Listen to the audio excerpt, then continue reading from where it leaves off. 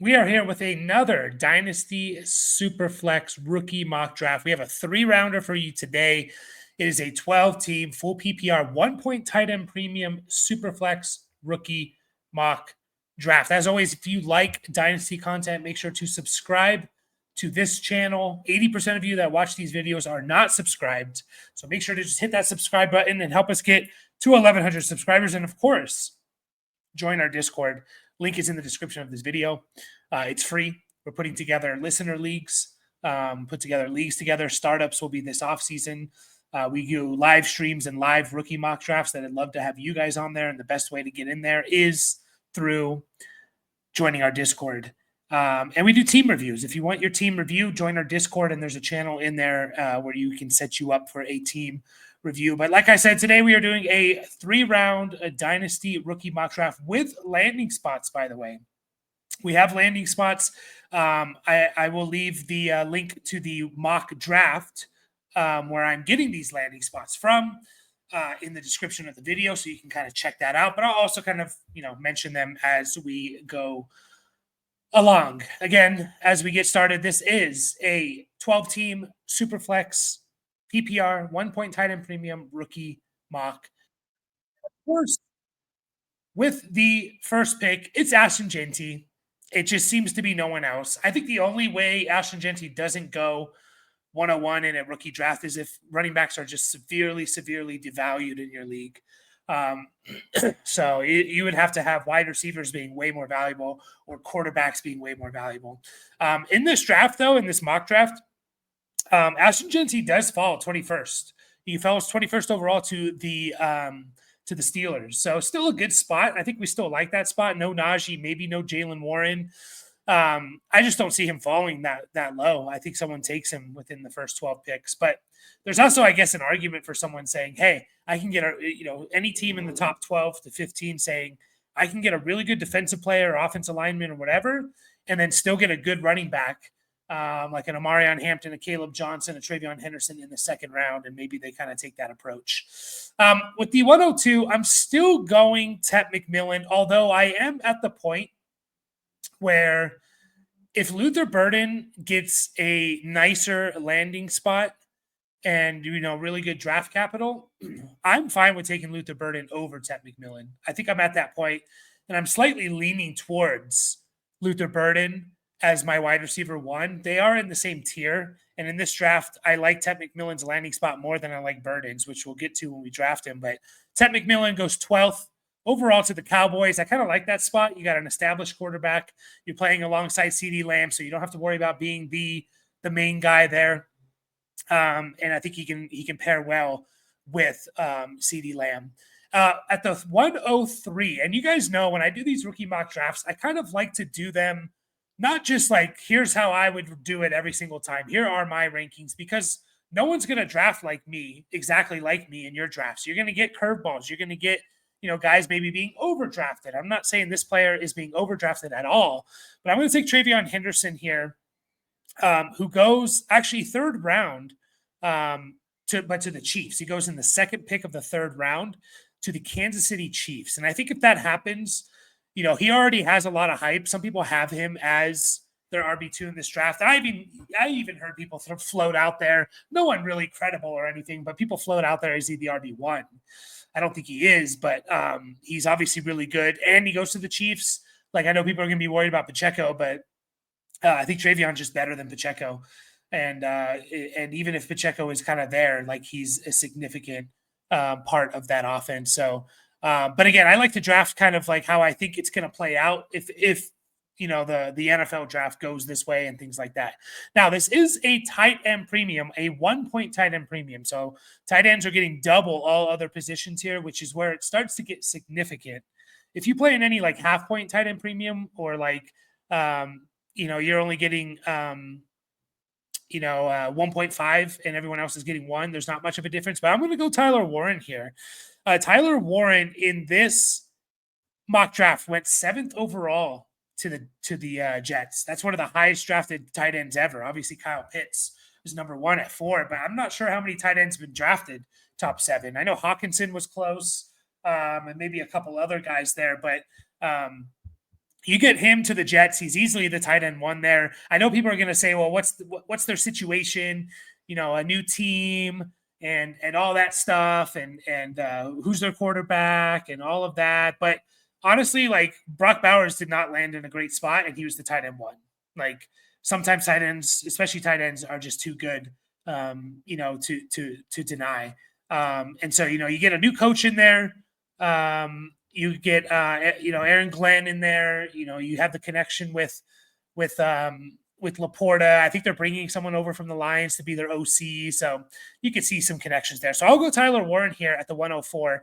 And like I've been saying, there's a lot of players. Once you hit the 102, especially in a tight end premium, there's like 7 guys that could go at the 102, in my opinion. And so again, I keep telling you guys this. My strategy, trade back. If you have the 103, trade back to the 106, get an extra asset, and still get a really nice player that you could argue you might take at the 103. At the 105, I'm going to Emeka Egbuka here. Emeka Egbuka is my wide receiver 2 in this scenario, in this draft. Again, I like to change things up a little bit, but Emeka Egbuka goes 1 pick after Ted McMillan as the wide receiver 2 in this mock draft. He goes to the Dolphins, 13th overall. And I think people are, again, they're going to see that. Landing spot matters for some teams. Everyone gets a boost if you have KC next to your name. What if Tyreek Hill's not there? I'm kind of taking this world as like Tyreek Hill is not there. And what if he isn't there? You have Emeka Egbuka pairing with Jalen Waddle in that hopefully Miami offense that returns back to form a little bit. People are going to go crazy. People are going to go crazy for that. And they're probably going to take him around this area, I would guess. I like Emeka Egbuka. I think he's a really, really good player. I don't know quite what his ceiling is. Can he be consistently a top 12 wide receiver in fantasy? I'm not sure about that, but can he be like top 17? A mid wide receiver 2? A mid to high end wide receiver 2? Yeah. I mean mid by like not mid like he's not that great, but mid as in, wide receiver 13 to 18, right in there. So I'm going to go with Emeka Egbuka here, 5th overall. 6th overall, I'm going to go Omarion Hampton. He was, I believe, the 3rd running back taken in this draft, or 4th maybe. 4th running back taken in this, no, 5th running back taken in this draft. I still really like Omarion Hampton. I think he's a very good player. I think he's potentially the RB2 in this draft. He goes 3rd round. I see him falling kind of in mock drafts. I'm not sure why that is, but he goes 3rd round to the Raiders, 73rd overall. And I just think about Pete Carroll, how Pete Carroll wants to run his offense. Omarion Hampton is his new workhorse running back for Pete Carroll. So I'm going to go with Omarion Hampton here. Really like, I like the landing spot. Hopefully they can get something at the quarterback position. And I think Pete Carroll is going to turn that team around to make them competitive, to say the very least. At the 107, I'm going to go with Cam Ward. Now, my general strategy when it comes to rookie mock drafts is to take the quarterbacks. And so would I be surprised if Cam Ward was like a top 3, or Shedeur Sanders, a top 3, a top 4 pick in a rookie draft? I wouldn't. And depends on your settings as well, how valuable quarterbacks are. But the cheapest place right now for you to get a quarterback is in the rookie drafts. Quarterbacks, even QB 17 or whatever. Like if you go to Keep Trade Cut right now, you go to Keep Trade Cut. Jared Goff is the QB 20. Are you getting Jared Goff for 1 mid to late 1st round pick? Probably not. In a superflex league, probably not. Unless the team is just completely rebuilding. You're probably not getting Jared Goff for that. And so generally the cheapest place you can get a quarterback now is through the rookie mock drafts. And Cam Ward, to me, has the most potential out of the two, Shedeur Sanders and Cam Ward. I like his arm talent. I think he can move a little bit. I think he can give you a sneaky 450, 500 rushing yards potentially. He goes to the Giants, which I actually think of the teams in the top 5 that need a quarterback, I think the Giants are like the best spot. You got Malik Neighbors there. You got Tyrone Tracy. You still got Wandale as a nice 2-3 guy. You got Theo Johnson, hopefully coming back from injury. You got Brian Daboll, who's done some things with Josh Allen and Daniel Jones. So I'm going to go with Cam Ward there at the 107. At the 108, I am going to go Luther Burden. I didn't love this landing spot. Now, where he goes is 18th overall to the Seahawks. And a couple reasons why I don't love this.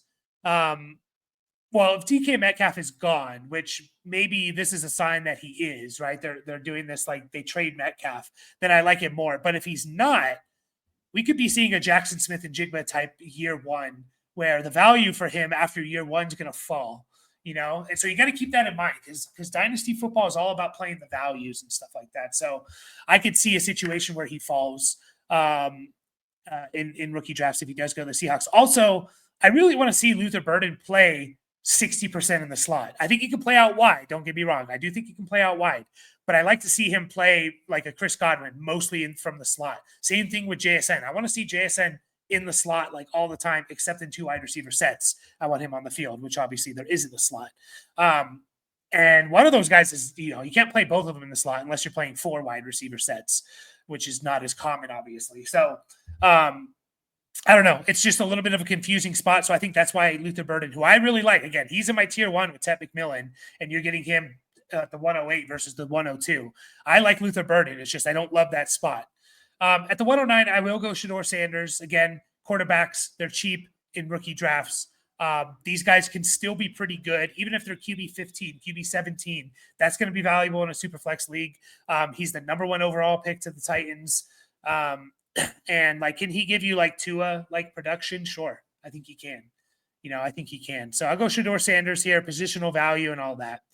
At the 110, I'm going to go another running back. I'm going to go Caleb Johnson. And again, I don't know if it's because ever since the regular season of NFL regular season has ended, I've shifted my focus to rookies, but I'm really starting to like this draft a lot. And the depth here. Caleb Johnson, man, you could argue could be a top 5 pick. He's that talented of a player. He goes 58th overall to the Texans. And I think the worry there is if he goes to the Texans, it could be a situation of a Zach Charbonnet type of thing. Remember, Zach Charbonnet was a first-round pick for a lot of people before the NFL draft. He gets drafted to the Seahawks, and he fell to that late first, early second-round pick. And because they have Joe Mixon there. And he's probably – I think Caleb Johnson will get involved. Obviously, he'll be the RB2. But there is a chance where, you just have a – history shows us, and I went back and looked from 2010. History shows us that even when a team drafts a running back in the first, second, or third round, when they already have an established guy there, history shows us that rookie doesn't really do much. There's no case. I think the only case of a rookie doing something was Javonte Williams when the Broncos drafted him and they had Melvin Gordon. And you can even argue at that point, was Melvin Gordon an established, legit starter, right? All the other situations, whether it's Blake Corum with Kyron, Tank Bigsby with ETN, Charbonnet with Kenneth Walker, I almost forgot his name. Year 1, those guys did nothing. And so you might get that kind of situation with Caleb Johnson, and his value falls just a little bit. Quinshon Judkins is my next pick here. He's another running back that goes. He goes in this rookie draft 71st overall to the Saints. Now, I know you can make the same exact arguments for Judkins and he's not going to do anything. I think it's a little bit different. Generally the Saints now they are going to have a new coach in there, so we got to keep that in mind. But generally Kamara hasn't been used as a workhorse, gets all the touches kind of guy, and other players only really come in and spell him. He's more of a 70%, 65-70% snap guy, and you see some other players kind of mix in there. Now, new coach, new system coming in, maybe that's different, but I'll still take Judkins, who I think is really damn good. If they do bring in a Kellen Moore, that's him saying, hey, this is my running back of the future. And I do think he'll get involved year 1, unlike potentially Caleb Johnson with Joe Mixon. And to round out the first round here, I'm going to go a wide receiver that I'm actually not as high on as everyone else. That's Trey Harris. That's Trey Harris from Ole Miss. The guy put up insane counting stats. His yards per route run were insane. They were over 5. Anything over 3 is really good. His is over 5. So if you love yards per route run, you love Trey Harris. He goes to the Commanders, 29th overall. So, that's a pretty attractive spot there. He could easily become the wide receiver 2 year 1. for the Commanders. And then who knows beyond that, with McLaurin, I think is in his last year of his contract, and you're pairing him with a good quarterback. So, I could see someone taking Trey Harris even over, guys like Caleb Johnson and Quinshon Judkins. I'm just not the biggest Trey Harris fan. So I still kind of add in my thoughts as well here. I just more for, I think he has a very high bust potential, I guess, is my worry about Trey Harris. Is he just like a Jonathan Mingo, or is he, DK Metcalf or AJ Brown type of guy? So I'm not comparing those two. I'm just saying, like, I just think he has a high bust potential for Trey Harris. I'm going to go back-to-back Ole Miss players here. A guy that's been getting some hype is Jackson Dart. In this rookie mock draft, Jackson Dart is the first pick of the second round going to the Browns. There's a very good chance Jackson Dart is the starter week 1. And if that's the case, like, he's going to be valuable. He's going to have a lot of value. His value is going to increase.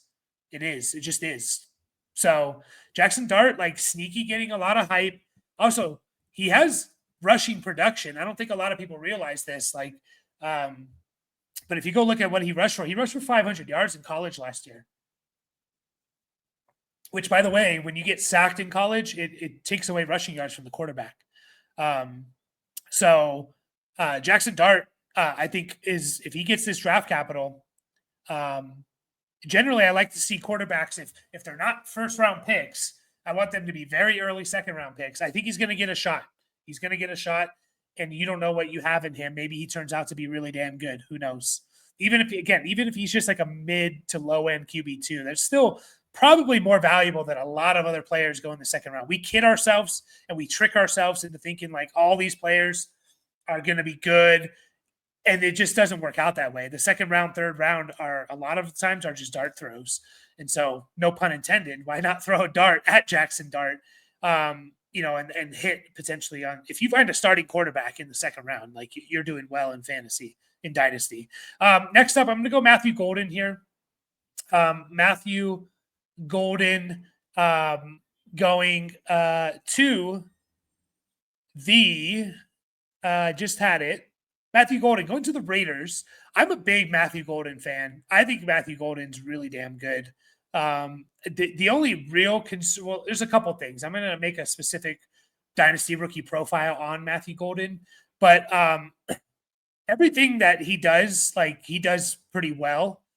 The one concern, if you go up and look up Matthew Golden weaknesses, I guarantee you the first thing you're going to see is size.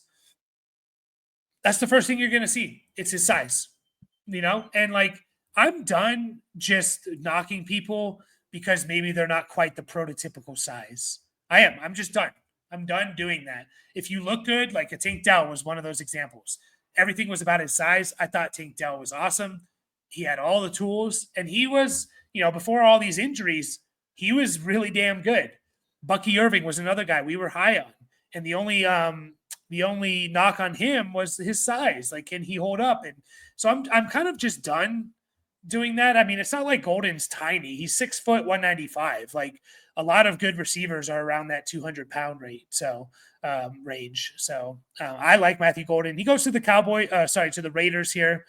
And the Raiders do draft a quarterback in this draft, but I like that for him. He could easily, be the wide receiver 1 eventually once Jacoby Myers is gone. Obviously, you have Brock Bowers. That offense could be kind of sneaky good there.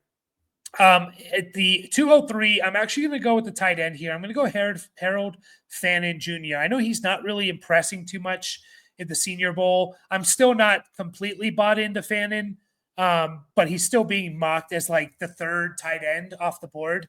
And so he goes to the Chargers, 55th overall. I think people are going to love that landing spot, especially the people that love Fannin. There's a lot of people, no pun intended again, a lot of fans of Harold Fannin, and Harold Fannin Jr. And so, like, if he gets a really good landing spot, all you need is one person who really likes him, and they're going to take him around this range, especially, again, in a 1-point tight end premium here. By the way, I'm only really drafting guys that are taken in this mock draft. And then I think about mid-third, I run out of guys, and then we kind of just, I'll throw out some other players that I'm interested in, even though they didn't get drafted here. Next up, with my next pick here, I think this is the range where we take Travis Hunter. I think I'm kind of coming to the conclusion of like Travis Hunter to me is probably an early to mid second round pick, assuming we don't know what he's going to play as. And I think there's a very, very good chance that we don't know anything when we're doing our rookie drafts. So like it's a good enough spot to gamble. And if you win that gamble, you potentially got the second best player in this entire draft. So that's why the gamble is good enough, in my opinion, is good enough here. DJ Giddens is up next. DJ Giddens, he is in here. Some of these guys might not be in here now that I think about it in the database. But DJ Giddens goes 94th, so end of the third round, to the Browns. And I love that spot for him. I love DJ Giddens. He's moving up my board. He gets a really good landing spot there. Third round draft capital is fine for a running back. Not a whole lot of difference between guys drafted in the mid, from the mid second to the late third. There really isn't a lot of historical data that shows, the guys drafted in the mid second are that much better. Top 40 picks are a different story. First round picks, different story. But once you get to that mid second round, you can kind of reach on guys that maybe don't follow kind of the NFL draft a little bit. DJ Giddens, I really, really like. I think he's a workhorse guy. I think he can be very good. And he goes to Cleveland, which they run the ball a lot. And Nick Chubb is probably gone. You have Jerome Ford there, but I think Giddens, if Nick Chubb is gone, and even if Nick Chubb is there, probably Giddens is the best player, best running back on that team. At the next pick here, I'm going to go Xavier Restrepo. He's also getting a lot of buzz at the Senior Bowl. Restrepo, to me, I think of him as like, can he be Chris Godwin? Right? Can he be Chris Godwin? He's not gonna test amazingly, in my opinion. I don't think he's gonna have this amazing combine that boosts Restrepo. He just does everything right. He just plays well. He can play in the slot. He can be a number 2 guy for a team. I think he's gonna run in the mid 4.5s. Mid to late 4.4s to low 4.5s. I think. And again, he's not going to be overly impressive. I know Godwin ran pretty well. But in terms of everything else, it's not like Godwin like jumped out of the building. I think he had like a good shuttle drill or something. But Restrepo, to me, is going to be one of the safer picks here if he gets to the right team. By the way, in this mock draft, Restrepo goes to the Panthers, 57th overall. So interesting spot for sure. As a motorcycle drives by. Not sure if you guys heard that. Interesting spot for Restrepo. I think the Panthers have a bunch of like 2s on their team. Leggett, Coker, Restrepo now. They still don't have that alpha, but man, he could be Bryce's favorite target pretty easily there. And I wouldn't be shocked. So I'm kind of moving up on Restrepo. I really, really do like him. Next up, we will go a guy that's he's also a fan favorite here. Alec Iomanner from Stanford. Couple things. I'm not as excited about Alec or Elick. I always forget. Iomanner, as maybe other people are. I don't think he's like bad. I think he has the tools to be and develop into a nice number 2 wide receiver. The question is he going to do that? The tools are there, but is he going to put it all together?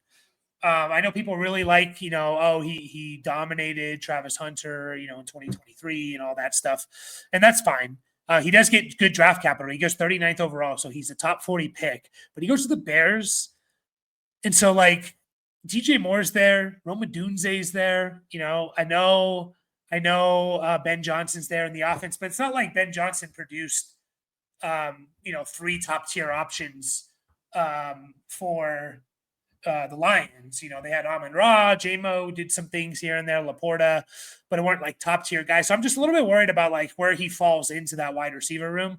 So that's why I dropped him down a little bit. Alec Iomanner going to the Bears, 39th overall. A player that I really like and moving up my board as well. It seems like I like a lot of guys. I think it's just I fall into this trap every year where I just kind of like, I like all these rookies because that's all I'm watching and film and scouting these days. So Jalen Royals out of Utah State put up massive numbers in just like 7 games played. I think he was on pace for like 1,500 yards or something. He goes to the Steelers 3rd round. Man, like I want to know what their quarterback situation is. That's what makes this a little bit hard. But do I think he could become a solid option for that team. And who knows what they're going to do with George Pickens after this year, after 2025. Like, I like Royals a lot. I think he's a very good player. And I just hope they get their quarterback situation fixed there. At the 209, 21st pick here, I'm going with Jalen Milroe. He falls a little bit to where I normally take him. I normally take him early second, but he becomes a third round pick, and quarterbacks taken in the third round. Like, if you're not a first round pick at the quarterback position, it's like, man, you gotta be an early second round pick, top 50 pick. Third round quarterbacks just don't really hit. Now, that being said, if there are guys for fantasy that are going to hit, it's guys that can run. And so Jalen Milroe goes to the Raiders, 68th overall. Do they bring in like a Russell Wilson? Milroe sits for a year, which he probably needs to. And then, he gets his shot in 2026. Even 1 year of Milroe, let's just say he gets 1 year as a starter. They decide he's not the guy. Even if he gets 1 year as a full season and he does what he does on the ground, he's going to be a top 10, top 7 quarterback that year because of his rushing work. And that's going to be more valuable, guys. 1 year of a top 7 quarterback is going to be more valuable than a lot of these picks taken after him. So Jalen Milroe here, I will take at the 209. The 210, again, it is a tight end premium here. So I'm going to go Mason Taylor out of LSU, Jason Taylor's son. He goes to the Rams, 90th overall. I kind of like that spot for him. I kind of like Mason Taylor to the Rams there. Rams were trying to get Brock Bowers last year. I think they kind of want that. Cooper Kupp's getting a little bit older. He might not even be on the team. Like, who's the second option to Puka Nacua? We don't really know right now. Maybe it's Cooper Kupp for 1 more year, but like Mason Taylor, I think Higbee is a free agent. I'm not 100% sure, but I like that spot. Again, in a 2-point tight end premium, he could easily become like a low-end tight end 1 in that system, in my opinion. At the 211, I'm going to go ahead and take Jaden Higgins. Jaden Higgins out of Iowa State. He goes 65th overall to the Giants. So I like Jaden Higgins. I don't really know. There's a very good chance he's just not that great in terms of for fantasy. Like, maybe he's just like a solid wide receiver 3 for a team. But that's about it.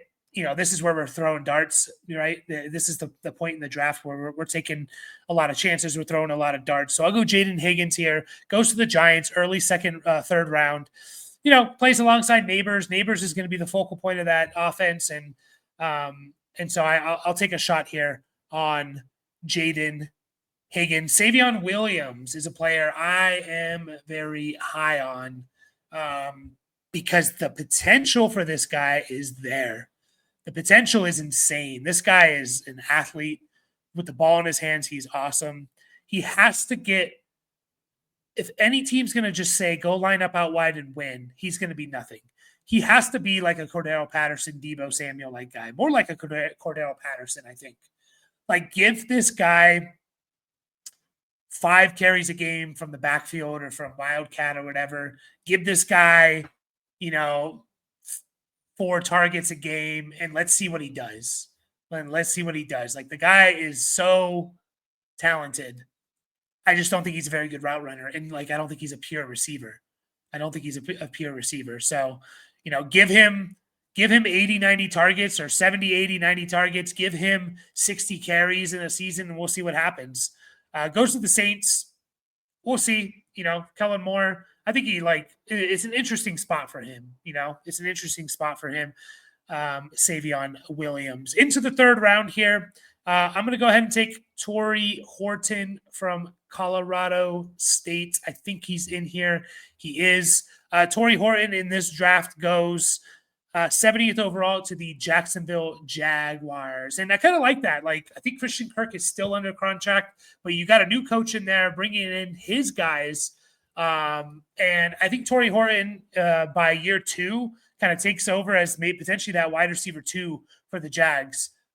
We have 1 more year of Christian Kirk that they're probably going to use him. So I don't know if we're expecting a whole lot with Torrey Horton year 1, but if they turn that offense around and he plays a little bit like the Jalen McMillan role and you have the Godwin and Evans out there, I like Torrey Horton. I think he has some intriguing qualities about him. Going to go a little bit faster here for the third round. Isaiah Bond, who actually goes pretty high in this draft. And I know he's always high in mock drafts. He goes 51st overall to the Broncos. I just don't see it with Isaiah Bond. There's just the lack of production there. And I think people are taking him, and teams may take him this high because of the speed. And whether or not that relates to fantasy, I don't know. But the speed element is really important for an NFL team's offense. And so you can't teach speed. You can't find speed that you can't find speed very easily. A guy that can run in the low 4.2. So I think a team's going to value that and take a shot on him. I'm not very excited about him. The production is just not there. And that's like the number one thing. Like, you got to produce. You got to produce. Ja'Cory Brooks. Not sure if Ja'Cory Brooks is in here. Let's see if he is. He's not. Ja'Cory Brooks is not in here. He would be my next pick.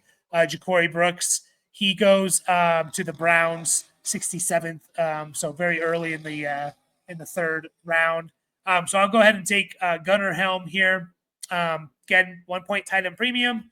Gunnar Helm. He's in that next tier of guys. Seemingly you have Colston Loveland, Tyler Warren, Harold Fannin, and then you have like Mason Taylor and Gunnar Helm, and a new guy that's emerged recently, or has a lot of buzz recently, which we will get to. Again, I'm trying to take the guys that are in this mock draft first before I kind of take some of my other guys. Will Howard was drafted in here. I'll go ahead and take him. Again, third round pick at the quarterback position, but he goes to the Seahawks.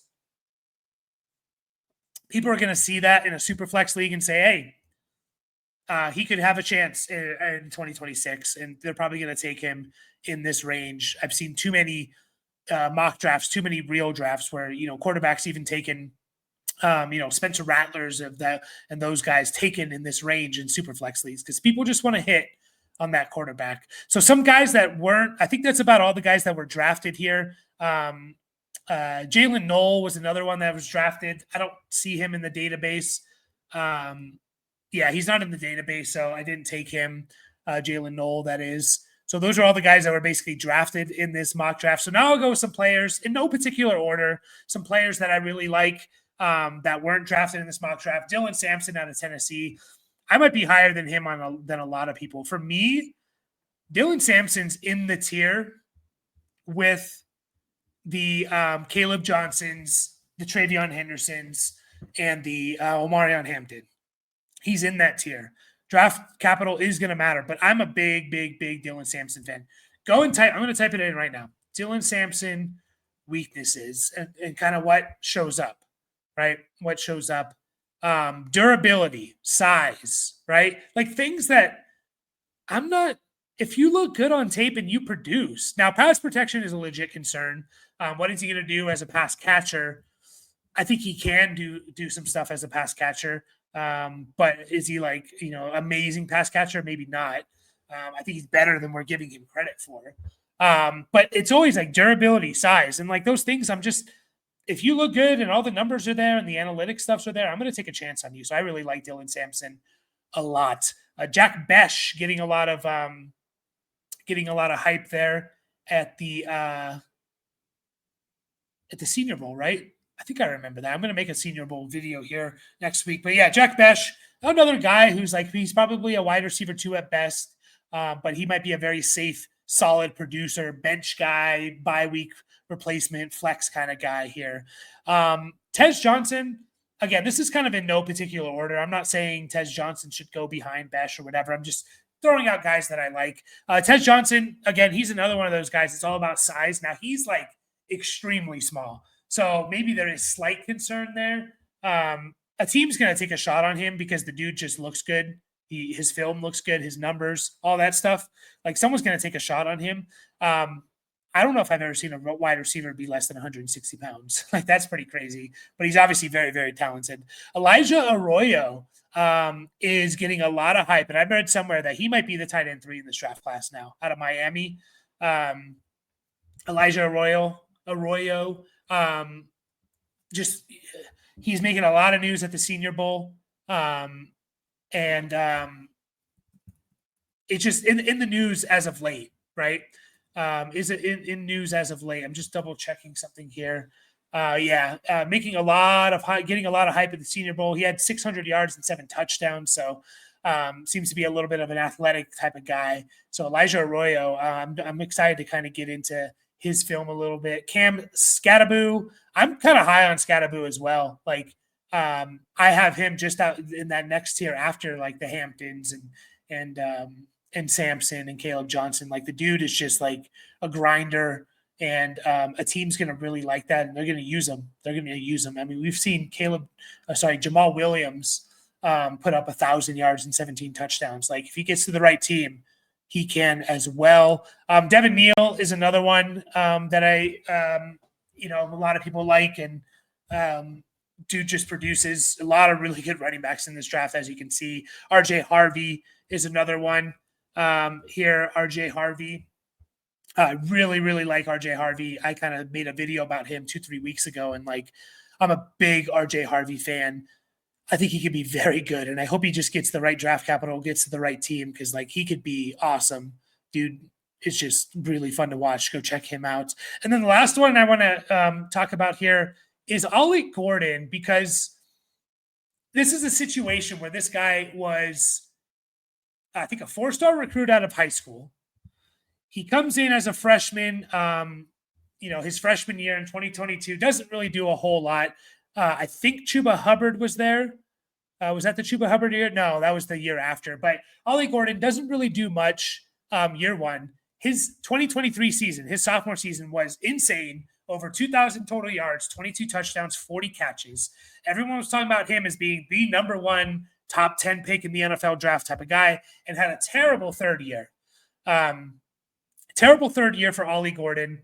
He goes for 880 yards, drops by a yard and a half in yards per attempt. His yards per reception go down by over 2, and puts up 14 touchdowns. And now he's just fallen off completely. And maybe that's true.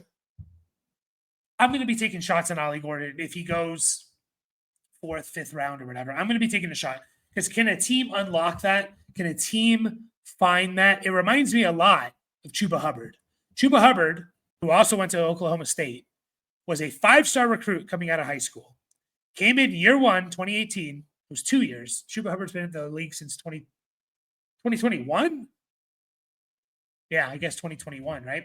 I didn't realize it was that year. Anyways, Chuba Hubbard comes out of high school, 5-star recruit.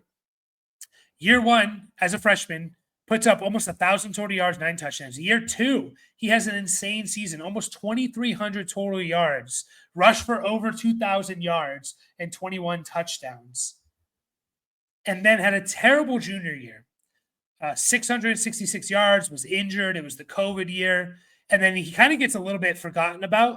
And now we're looking at Chuba Hubbard, and this guy is awesome, right, in the NFL. Can Ollie Gordon take that kind of path? Maybe.